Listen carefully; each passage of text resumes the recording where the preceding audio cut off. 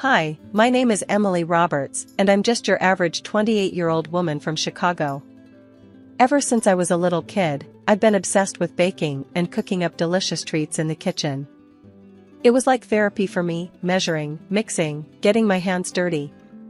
Watching something go from a bunch of basic ingredients to a mouth-watering pastry or cake was pure magic. After high school, the obvious choice was attending culinary school to become a professional pastry chef. My parents didn't have much money, so I worked my butt off at a diner throughout those years, but it was worth it when I landed my dream job at Delilah's Bakery right after graduating. I started out at minimum wage, working insane hours, but I busted my ass and became one of Delilah's star bakers in just a couple years. It was during one of my bakery shifts that I met Tom Anderson, an account executive for a software company. He came in one morning looking tired as hell. "Mornin' darlin', the usual?" I chirped over the counter. Tom just grunted and slid a $20 across. "Surprise me with something good, sweetheart. Sales been kicking my ass this week." Since Tom looked like he needed a pick-me-up, I hooked him up with an extra-large banana bread loaf, my specialty. "On the house, hon, everyone needs a little treat now and then." The guy looked stunned. "Wow, thank you. You're an angel." He tore off a chunk and his eyes rolled back. "Oh my God, this is insane. You made this?" I blushed. Guilty as charged. Just a little banana bread to brighten your day. "Well, consider my day bright, beautiful. I'm Tom Anderson." That's how we met, me slinging pastries and him being a regular customer who always left me the nicest compliments. We got to know each other more over the following weeks, flirted shamelessly, and he eventually worked up the nerve to ask me out on a real date. The rest was history. We dated for 2 years before Tom finally proposed. I was over the moon. This guy deeply appreciated my culinary talents and had fallen for the real me. Well, perfect except for one thing: Tom's mother Jane was a nightmare from the first time I met her. She looked me up and down like I was a cockroach when Tom brought me over for Sunday dinner. "Ma, this is my girlfriend Emily." "Emily, this is my mom Jane," Tom said, putting his arm around me. Jane's thin lips pursed as she gave me an obvious once-over. "A pastry chef? That's interesting." She said it like she was trying not to gag. "Yes ma'am, I work at Delilah's Bakery downtown." "Tom says you've tried my banana bread before?" I tried to be friendly with an outstretched hand. Jane just stared at my hand like it was diseased, before turning up her nose. I didn't realize that was made by the pastry girl at the counter. I just assumed Delilah made everything herself. That was it, the claws came out from this evil old harpy on our very first meeting. I wanted to slap her and storm out, but Tom kept me calm, whispering that his mom was just a little rough and to give her a chance. After getting married, I decided it was time to take my passion for baking to the next level. So I quit and got licensed to operate a home bakery business. "Oh, how adorable, you're playing kid chef again." Jane cackled. "I give it 6 months before the oven mitt comes off and reality sets in, sweet cheeks." Tom cut in, putting his hand on my arm. "Lay off her, Ma. Emily's worked her tail off to get here, she's got a real entrepreneurial spirit." "Oh, I'm terrified." Jane threw her hands up mockingly. "The great queen of cupcakes is finally branching out from behind that bakery counter cash register. What an inspirational, gutsy career move." My face burned, but I kept my cool. "Thank you for that stunning vote of confidence. I appreciate your support as I follow my dreams. But you know what? Spite can be an incredible motivator." So as the months rolled on, I baked and baked my little heart out, taking custom orders through word of mouth and social media. Jane constantly ragged on me about playing make-believe as a baker. But orders and 5-star reviews from clients started rolling in like crazy. I had a true knack for crafting gorgeous custom cakes, cookies, pastries, you name it. "Have you seen the latest for Emily's Eats?" Tom gushed one night over dinner, scrolling through my Instagram feed. "This girl is incredible. Her croissant cereal treats are blowing up." Jane shot me a withering look over her glass of wine. Well, isn't that wonderful, dear? Getting those internet likes must be very validating. Although I'm not quite sure how viable a business based on baked goods photo shoots can really be. Things only got more tense as my home bakery grew. Jane seemingly took personal offense to my hustle and grind as Emily's eats blew up. Somebody ordered a 2-tier salted caramel cake for a wedding in Lincoln Park this weekend. I excitedly showed Tom the order one evening. This could be my big break to get into the Chicago event space. Jane snorted from the couch. Oh, how wonderful, sweetie. A locally catered cake for a couple of yuppies' nuptials.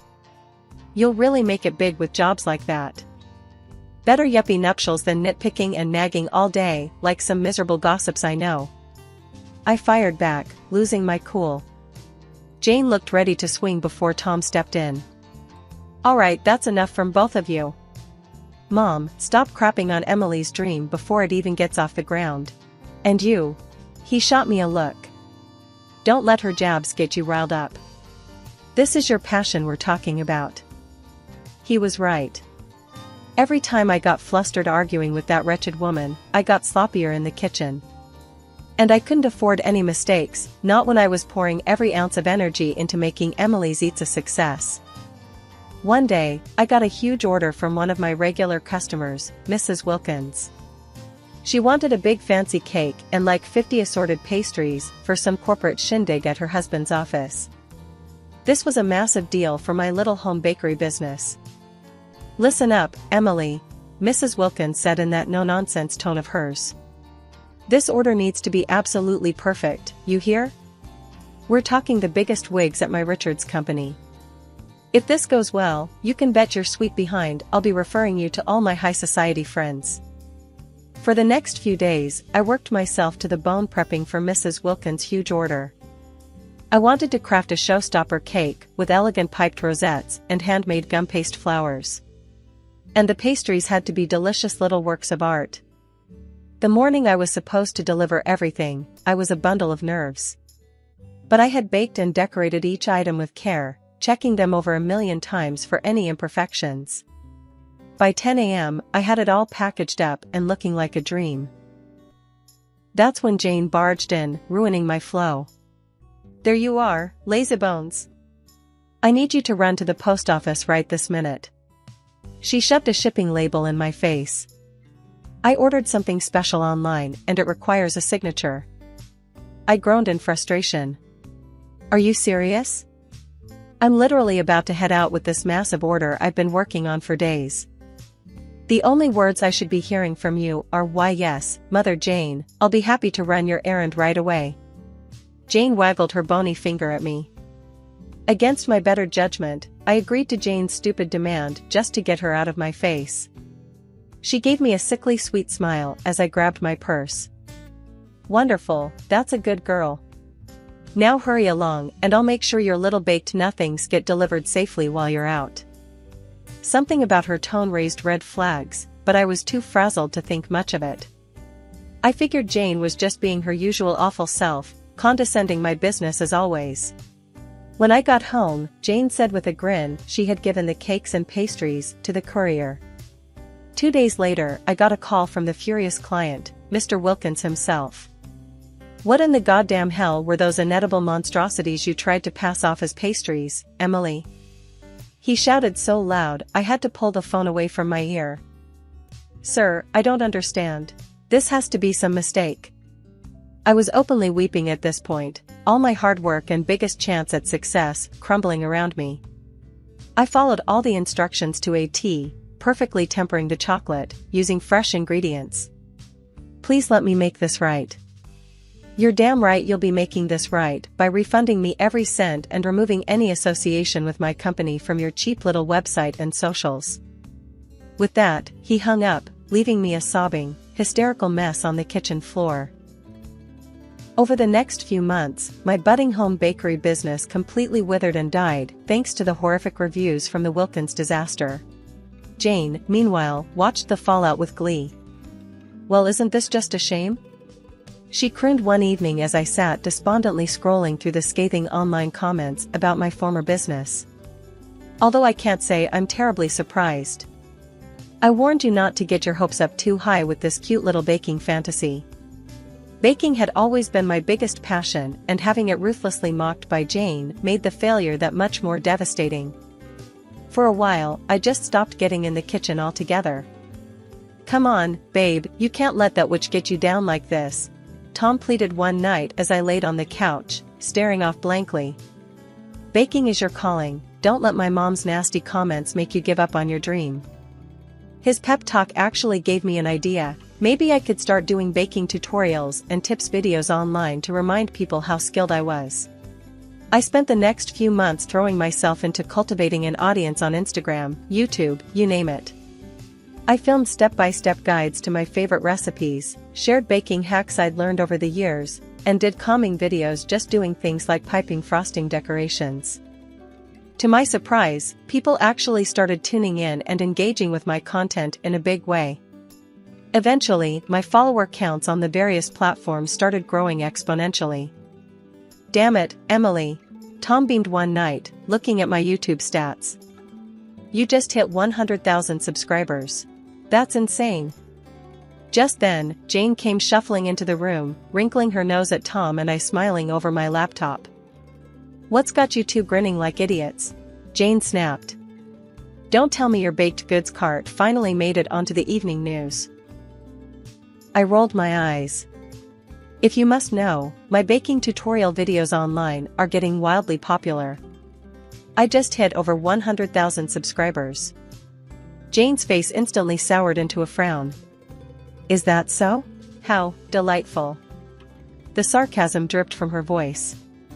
"Wasting all your time baking again for strangers on the internet to gawk at, I see." "It's not just wasting time, Jane," I said, trying to keep my tone even. "I've built a real following of people who appreciate my skills and knowledge. This whole thing could lead to amazing opportunities down the road." "Oh, like what?" Jane scoffed. "Getting your own public access television show? Maybe a baking blog no one reads? Shall I start setting aside money for your future unemployment now or later?" I fought the urge to cry as Jane laughed coldly, clearly threatened by my small restart towards pursuing my passion again. No matter how much I accomplished, she always found words that hit me hard.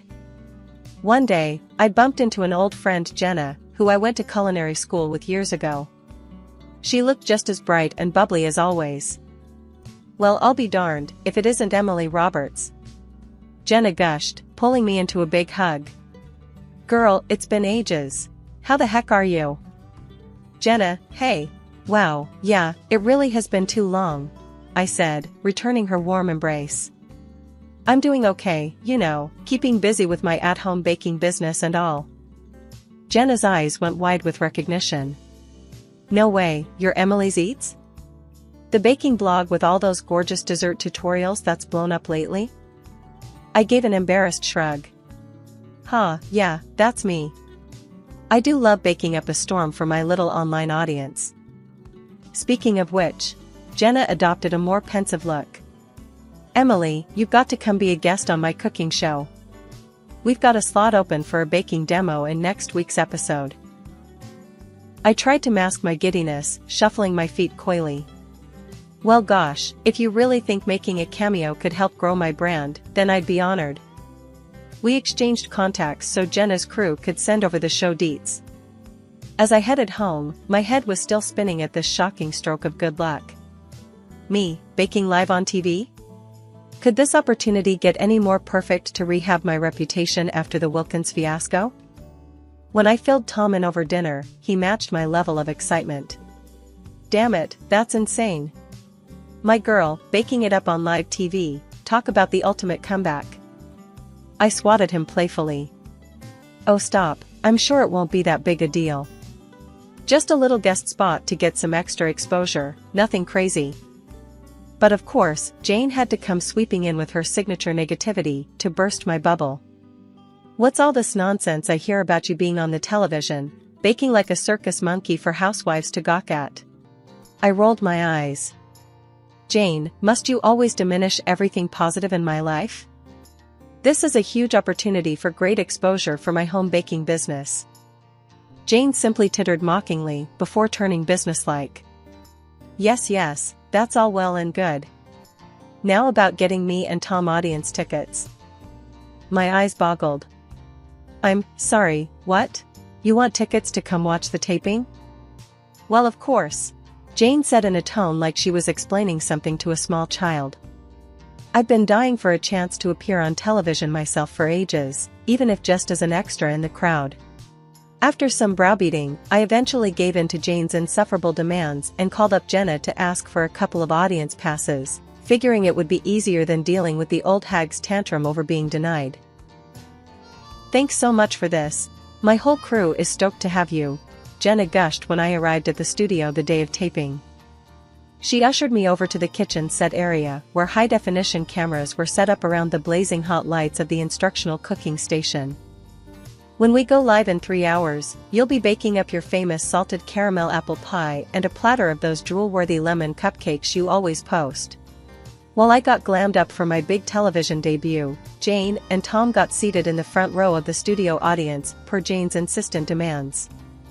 Part of me was relieved to have their familiar faces there to lean on. The other part knew Jane would find some way to undermine or sabotage me yet again out of her usual jealousy and resentment.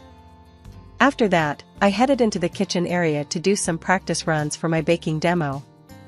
I wanted to get the motions and plating down perfectly before going live. The pies and cupcakes I prepped looked downright mouth-watering, hopefully a good sign. After one last check of each dish, the director announced a brief break before going live. I took the opportunity to use the restroom and gather my nerves before the big moment. But when I got back to the kitchen set, Jenna was waiting with a concerned look on her face. Hey, sorry to bug you before we go live, but you'll never believe this. Our stage manager noticed your mother-in-law snooping around your workspace a few minutes ago. A wave of dread and panic washed over me as I rushed to examine the workspace. Jenna was right, some of my prepped ingredients had clearly been moved around. I couldn't believe Jane would stoop this low, sabotaging my big television debut by deliberately replacing my ingredients. Hot, angry tears sprang to my eyes as Jenna pulled me into a comforting hug. Hey, it's okay, we'll just get you fresh ingredients, no sweat, she murmured softly, stroking my back.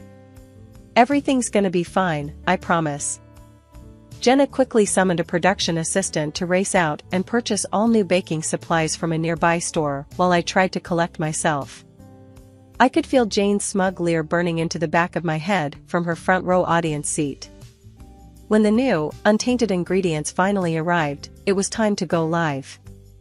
I took a few deep, calming breaths and stepped up to the cooking area, my face set in grim determination. As I got to work whipping up the salted caramel apple pie and lemon cupcake batters, I made sure to narrate each step for the viewers at home. Jenna chimed in occasionally with encouraging words about my impeccable technique. Just look at Emily's precise piping work on those cupcake swirls, folks. TV perfect if I've ever seen it. After what felt like no time at all, it was the big moment. Jenna welcomed a panel of audience members up to sample my creations live on air. I felt my heart pounding as the first taste tester, a middle-aged woman, politely took a bite of the salted caramel apple pie. I searched her face for any hint of reaction, positive or negative. The woman's eyes suddenly went wide, seemingly in surprise. "Oh my, this is just heavenly!" she exclaimed once she finally swallowed the bite. That perfect crumbly yet flaky crust, the zing of the salted caramel, good lord, it's like a flavor explosion. A giddy smile broke out across my face as the other samplers voiced similar oohs and ahs of delight at each bite. Jenna shot me a big wink and double thumbs up, clearly ecstatic her secret weapon baking guest was knocking it out of the park.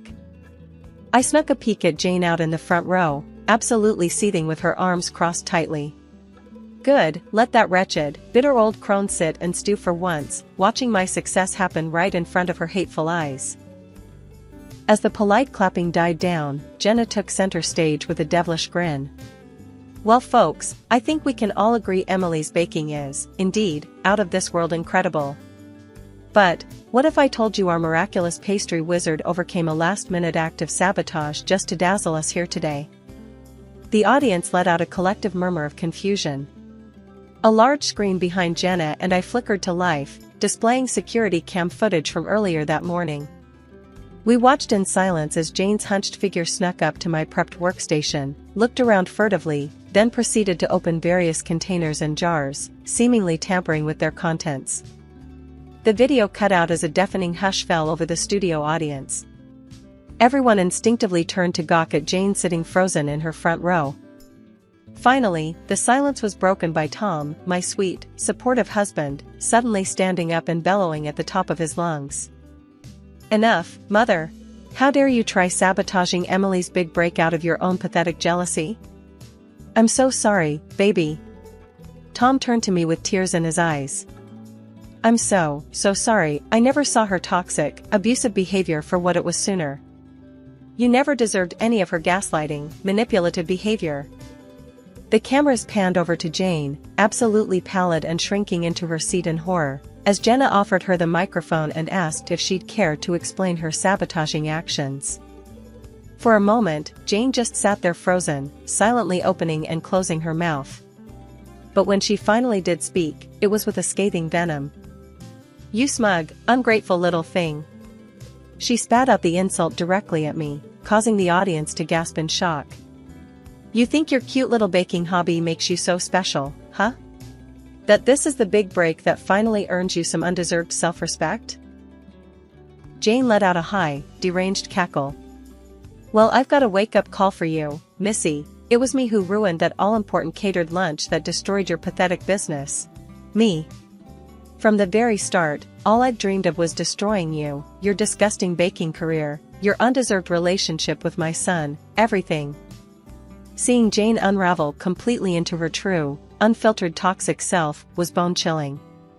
She turned her furious glare directly into the camera lens, screaming with heightened mania. "I won't let this nothing, this lazy, slovenly chef wannabe, tarnish the honor of being married into the Anderson family name any longer with her sham baking act. You hear me, Emily? I'll destroy you if it's the last thing I dash." Suddenly, Jane's hate-filled tirade was cut short by a loud thud, as Tom had charged from his seat and full-on knocked the microphone out of her hands, leaving the audiences shrieking in shock. Thereafter, Tom pulled me into a loving embrace as the audience roared their approval. I buried my face in his chest, alternating between sobs of joy and disbelief at how everything had unfolded. That TV appearance was a total game-changer for my life and career. Turns out, people just can't get enough of baking drama mixed with unhinged family meltdowns. Jenna's baking show scored its highest ratings ever from all the insanity that went down. TV bloggers and reviewers raved about what an unscripted television milestone it was. Clips from the episode, particularly Jane's deranged rant where she admitted sabotaging me, went viral almost instantly. Overnight, I became known as the long-suffering baking blogger who finally stood up to her evil mother-in-law from hell. It was honestly overwhelming, my little online baking tips channel getting that much mainstream exposure. Dude, this is nuts. I've already gained like 200,000 new YouTube subscribers just from that TV fiasco. I showed Tom the numbers a few days later, still in disbelief. Brands started hitting me up about sponsorship opportunities. Television talent scouts DM'd about potentially hosting my own show someday. It was a wildly surreal experience being lifted up in the aftermath of what had been one of the most traumatizing, horrific days of my life. Is this really happening? I marveled aloud while reading a lucrative sponsorship offer out loud to Tom one night over glasses of celebratory wine. Am I actually a full-on celebrity baker now? Tom grinned and clinked my glass. You're damn right, baby. And you earned every ounce of it with your crazy talent and mental toughness to endure all this from you-know-who for so long. I felt myself blush at the high praise. Looking back, maybe all that torment had been a blessing in disguise. The thing that truly compelled me to hone my craft with laser focus, while simultaneously developing the thick skin needed to endure hurtful critics and naysayers. Jane had been the ultimate naysayer, and I had still managed to make my baking dream a success in spite of her. As for Jane herself, let's just say between the public humiliation of having her abusive behavior exposed so rawly, and Tom completely cutting her out of our lives, she ended up retreating back to whatever sad little hell dimension she crawled out of. Without so much as a text or call from her, we quietly packed up and moved out of the home to completely cut ties. We found a beautiful new place we could truly make our own, splurging on upgrades here and there thanks to my booming influencer income.